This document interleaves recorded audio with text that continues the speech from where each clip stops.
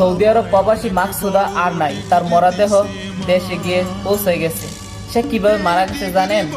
বাংলাদেশের দুইজন সোনার ছেলেরা তাকে মিথ্যা প্রলোভন দেখিয়ে 2,000 রিয়ালের কাজ দিবে ওই প্রলোভন দেখিয়ে তাদের বাসায় নিয়ে রুমের ভিতরে আটকে নির্যাতন করে তাকে মেরে ফেলেছে।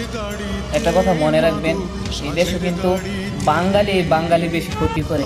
আর যেসব নারীরা বাই বাই বলে না, বিভিন্ন বেড়া হইতের সাথে মিষ্টি মধুর কথা বলে তাদেরকে বিশ্বাস করে, এগুলোর কপালে শনি আছে। ঠিক আছে, আমি চাই না আপনাদের ক্ষতি হোক। আপনারা যার মাধ্যমে আসেন ওইখানেই থাকবেন, আগে কথা পাকাপোক্ত করে আসবেন। যদি কোম্পানি বিষয়ে, বর্তমানে কোম্পানি বিষয়ে আসবেন যেটা সেফ, যেখানে আপনার লাইফ সেফ না ওইখানে আসবেন না। টাকা জীবনের থেকে বেশি বড় টাকা না। আপনি বেঁচে থাকলে আপনার দেশেও টাকা হবে। আপনি পরিকল্পনা করেন, গুপুরদা বিদেশ আসছেন না, বিদেশ এত মজা না।